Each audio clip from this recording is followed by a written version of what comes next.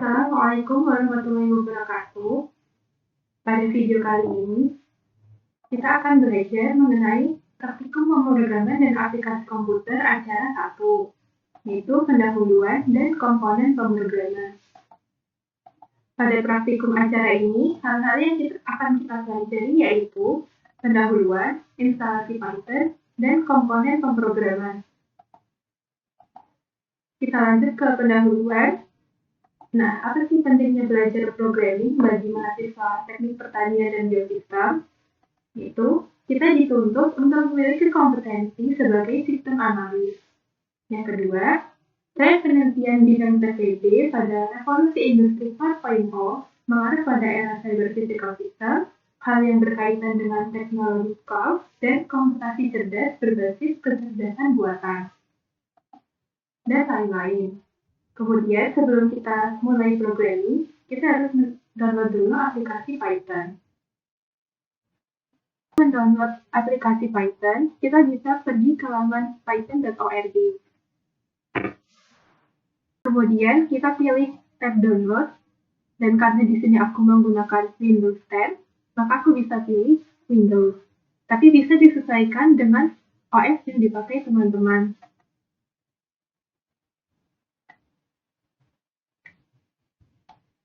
Nah, karena aku memakai Windows 10 dan 64 bit, dan sekarang sudah ada Python versi terbaru, maka kita bisa mengunduh Python versi yang paling update.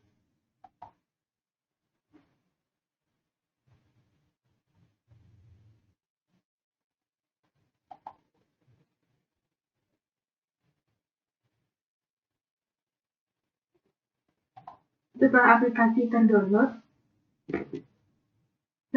terdownload, maka kita bisa run installer Python. Jangan lupa add Python to path. Kita tinggal menunggu progres setupnya ini selesai. Oke, setelah setup sukses, kita bisa langsung close saja. Nah, selain versi desktop, kita juga bisa menggunakan Python versi online dengan cara pergi ke laman https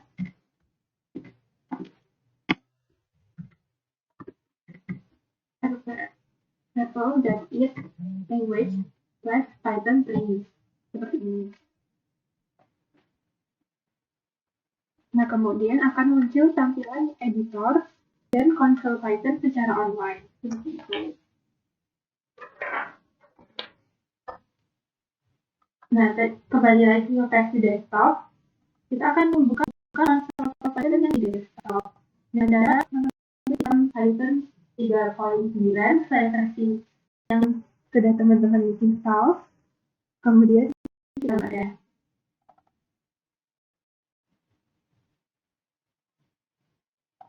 Nah, ini merupakan tampilan dari konsol Python.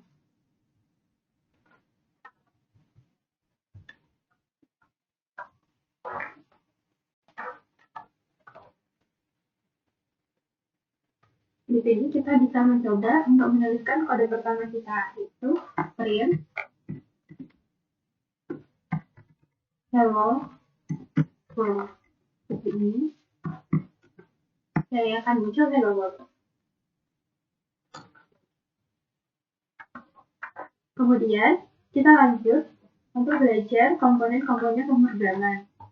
Yang pertama yaitu value dan type. Mari kita coba beberapa script ini, yaitu seperti print 4.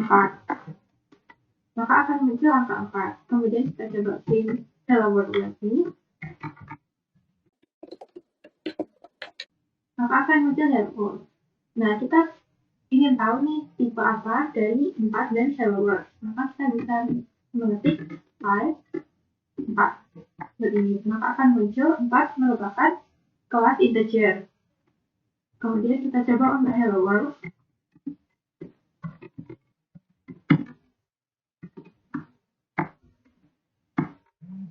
Nah, maka akan terlihat bahwa hello world merupakan kelas string.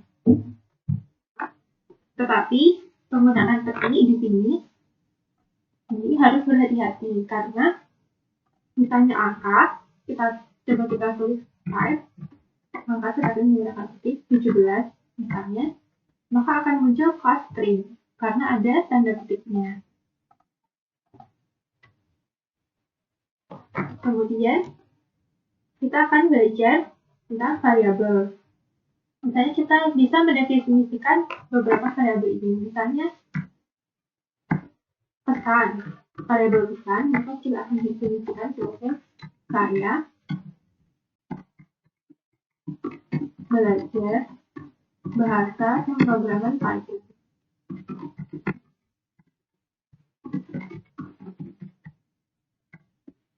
Seperti ini. Kemudian kita definisikan beberapa variabel yang lain, misalnya n sama dengan 17, kemudian i sama dengan 3,14, seperti ini.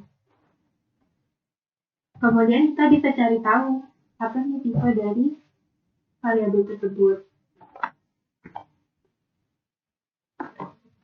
dengan cara type pesan. Di sini tidak perlu ada tanda petik karena kita mengambil variabel. Nah, maka akan terlihat bahwa variabel pesan merupakan kelas string. Coba kita lakukan untuk variabel n, type n. Maka akan muncul bahwa n merupakan kelas integer. Terus kita lanjutkan untuk y atau v. Nah, maka akan ditunjukkan bahwa i 3,14 merupakan kelas float, seperti itu. Nah, lalu untuk memberi nama variabel kita tidak boleh sembarangan. Mari kita ambil contoh 76 trombon sama dengan pick. Nah, ini kenapa muncul seperti ini, syntax error, karena penamaan variabel tidak boleh diawali dengan angka seperti ini. Mungkin mari kita coba lagi dengan contoh yang lain. Not f sama dengan 100.000 misalnya. Nah, ini juga muncul syntax error. Kenapa? Karena tidak boleh ada f dalam nama variabel. Variabel class seperti ini. Class sama dengan 90.000. Kenapa tidak bisa? Karena class sudah merupakan kata kunci yang dipakai pada Python, sehingga tidak boleh kita pakai sebagai nama variabel. Selanjutnya, pada komponen Python ada lagi yaitu statement. Nah, statement itu adalah unit kode yang dapat dijalankan oleh bahasa Python. Nah, mari kita coba untuk membuat statement. Pertama, memakai idle Python seperti ini. Maka akan keluar window seperti ini. Kemudian, supaya kita dapat run statement kita pada program kita pada akhirnya, maka kita perlu membuat file baru dan di save.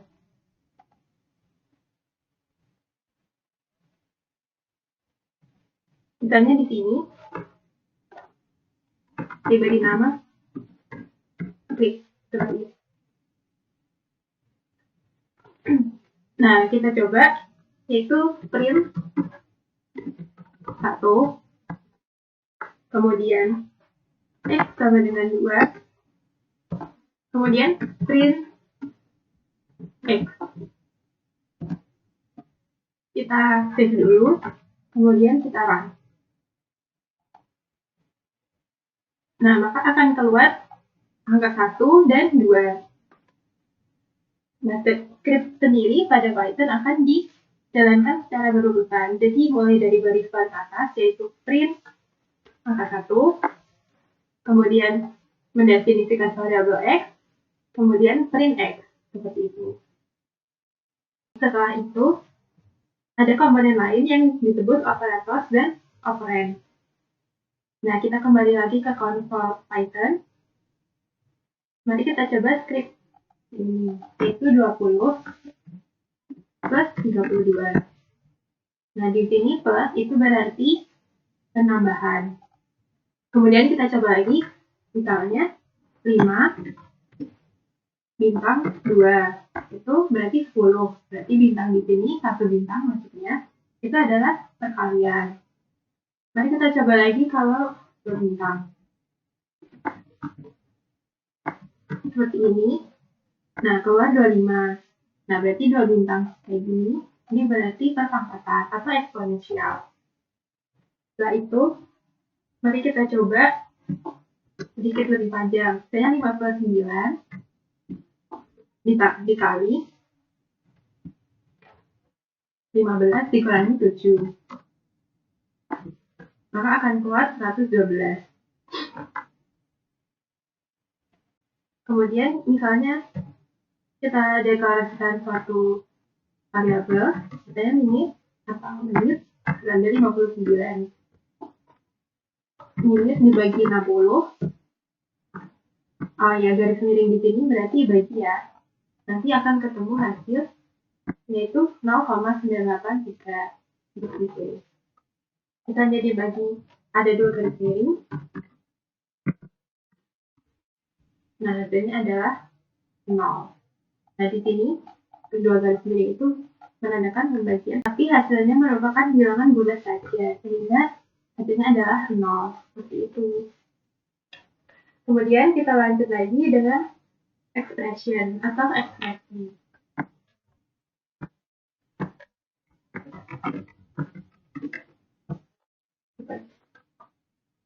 Nah, ekspresi sendiri itu adalah kombinasi dari nilai, variabel, dan operator. Misalnya 5 itu juga ekspresi, variabel ini X sama dengan 5 juga ekspresi. X ditambah 2 ini operator ya, ada plusnya juga ekspresi. X saja juga ekspresi, seperti itu. Kemudian di Python itu juga sama kayak kalau mengerjakan soal matematika. Jadi ada urutan dalam operasinya kayak gitu. Misalnya urutan prioritas pertama itu adalah yang di dalam kurung. Misalnya 2 dikali 3 kurangi 1. Maka akan dikerjakan 3 kurangi 1 terlebih dahulu, baru dikali 2. Hasilnya akan 4. Kemudian prioritas selanjutnya yaitu adalah perpangkatan. Misalnya ada 2 bintang-bintang 2 atau misalnya 2 pangkat 2 ditambah 1. Maka akan dikerjakan 2 pangkat 2 ditambah 1, baru ditambah 1. Jadi hasilnya 5. Kemudian setelah perpangkatan, prioritas selanjutnya adalah perkalian. Misalnya 2 dikali 3 dikurangi 1 itu adalah 5 dan bukan 4 gitu. Nah, kemudian operator yang prioritasnya sama, maksudnya kayak minus dan plus, itu akan dikerjakan urut dari kiri ke kanan, sama seperti kalau kita mengerjakan matematika. Misalnya 5 dikurangi 3 dikurangi 1, maka hasilnya akan 1. Begitu. Nah, misalnya teman-teman ragu, dan untuk memastikan bahwa itu duluan, maksudnya ada bagian yang teman-teman ingin harapkan dikerjakan duluan, maka bisa ditambah kurung. Seperti yang ini, 2, 3 kurangi 1, kayak gini. Nah, kemudian kita lanjut ke komponen selanjutnya, yaitu modulus operator.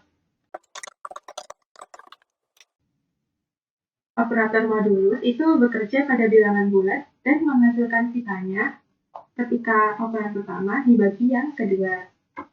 Nah, operator modulus itu dilakukan dengan tanda persen. Misalnya kita deklarasikan variabel quotient seperti ini, sama dengan 7 dibagi 3. Kemudian kita print quotient, maka hasilnya akan 2. Sedangkan kalau modulus operator, yaitu misalnya remainder sama dengan 2. Oh, ini artinya 7 dikali 3. Nah, ini adalah kode ini untuk modulus operator atau sintaks nanti. Ya, nanti hasilnya kita print dulu hasilnya.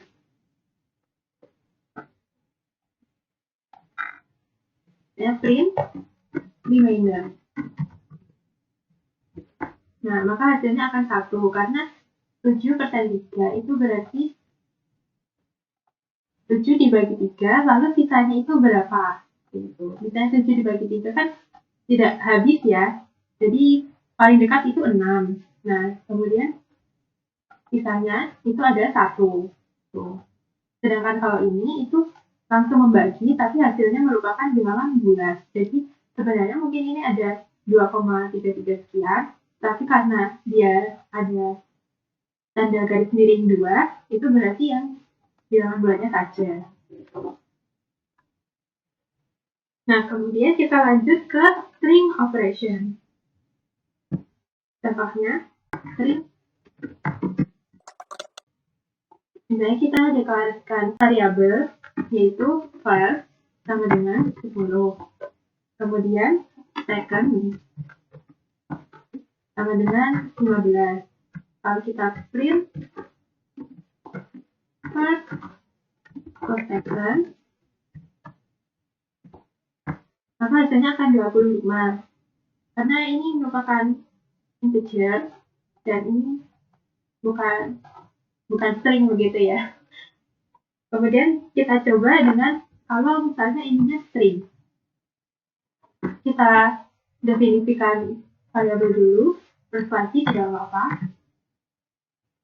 Kemudian kita beri misalnya ini 100.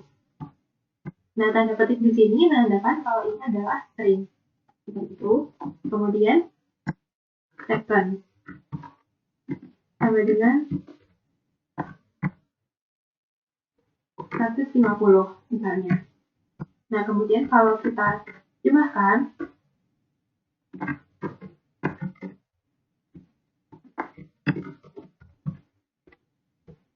maka hasilnya akan berbeda, yaitu 100, 150. Karena yang dijumlahkan sudah dalam bentuk string, bukan integer lagi atau seperti integer atau angka ya, seperti pada yang pertama ini. Kemudian kita bisa juga mencoba dengan operator dikali atau bintangnya. Misalnya kita definisikan variabel dulu, misalnya first sama dengan TPB-UGM. Ini string ya, karena ada tanda petik. Kemudian kita definisikan variabel yang kedua, yaitu second sama dengan 3. Nah, ini tidak usah pakai tanda petik karena ini bukan yang dimaksud, itu bukan string seperti itu. Nah, kita coba print dalam kurung first dikali second. Maka akan muncul TPB-UGM sebanyak 3 kali. Seperti itu. Kemudian kita bisa memasukkan input dengan cara seperti ini. Misalnya INP itu variabel yang kita inginkan, yaitu input, kemudian tutup buka kurung dan tutup kurung. Saya masih semangat belajar pemrograman Python. Seperti ini. Kemudian kita print ENP. Maka akan keluar saya masih semangat belajar pemrograman. Ini salah ya, typo, tapi tidak apa-apa. Saya masih semangat belajar pemrograman Python. Nah, kadang-kadang supaya lebih interaktif, kita perlu menuliskan perintah atau pertanyaan sebelum user itu memasukkan satu nilai atau variabel. Misalnya kita tulis ya, ini variabel nama sama dengan input dalam kurung pakai tanda petik karena string, siapakah namamu, seperti ini. Kemudian ada garis miring ini ya, begini. Nah, fungsinya n ini untuk apa? Nah, itu agar terpisah garisnya sehingga lebih mudah dibaca. Seperti itu. Terus kita bisa berikan namanya ini Fulan, misalnya. Nah, ini sudah Fulan itu sudah menjadi variabel. Nah, kemudian misalnya kita print nama, maka akan tertulis Fulan karena sudah kita input pada variabel nama. Kemudian, misalnya kita ingin inputnya yang dimasukkan oleh user itu merupakan bilangan bulat atau integer, maka kita bisa memakai fungsi in buka kurung tutup kurung. Mari kita coba. Misalnya kondisi sama dengan karena string pakai petik dengan lupa berapa kecepatan kerja traktor saat pengolahan tanah. Jangan lupa diberi garis miring untuk memisahkan baris. Kemudian kita buat variabel lagi, yaitu kecepatan sama dengan input kondisi.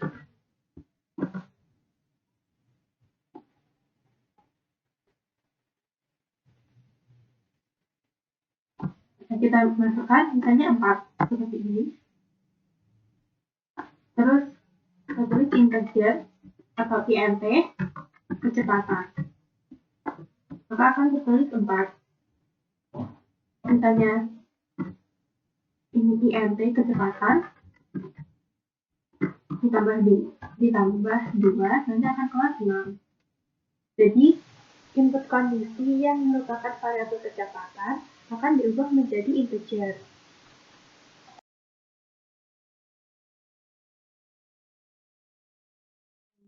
Pada akhirnya ini bisa dijumlah dengan +2.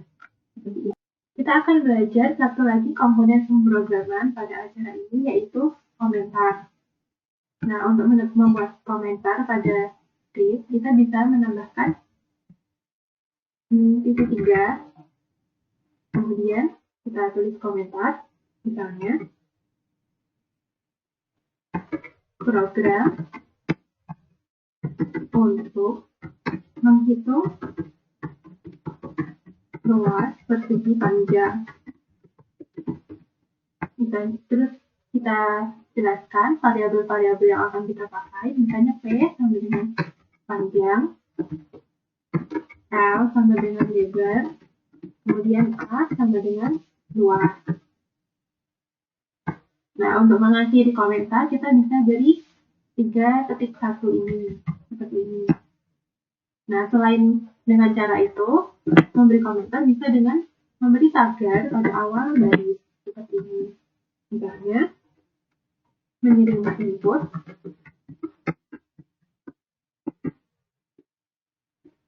dari user untuk menghitung nilai panjang. Misalnya, kita definisikan variabel panjang, yaitu P. Karena menerima input, maka input dalam kurung, buka kurung, tanda petik, masukkan nilai panjang. Kemudian kita beri garis miring N. Kemudian kita tulis lagi menerima input dari user untuk nilai lebar L. Ya kan kita sudah menjelaskan kalau L itu adalah lebar, maka L sama dengan input masukkan nilai lebar. Kita beri garis miring kemudian N lagi dan A menghitung luas persegi panjang. Persegi panjang itu kan adalah P dikali L, maksudnya panjang dikali lebar. Jadi kita tulis P dikali L. Seperti itu. Kemudian kita tulis print. Agar hasilnya nanti muncul, maka kita perlu menekan print hasil perhitungan luas adalah ini dia ditambah string A seperti ini. Setelah kita save, kita bisa coba untuk run modul. Nah, seperti ini akan bisa dilihat bahwa setelah komentar-komentar yang kita tulis ini, misalnya ini, kemudian menerima input, tidak akan diikut di execute seperti itu. Nah, langsung saja kita coba masukkan input, masukkan nilai panjang, misalnya 9. Kemudian ada masukkan nilai lebar, misalnya 8. Nah, tetapi muncul error. Nah, kenapa? Karena tidak bisa mengalihkan tipe string berturut-turut seperti itu. Nah, cara untuk mengatasinya bagaimana? Maka ini kita perlu mengubah tipe dari P dan L menjadi integer. Misalnya integer, buka kurung, tutup kurung, P, dan integer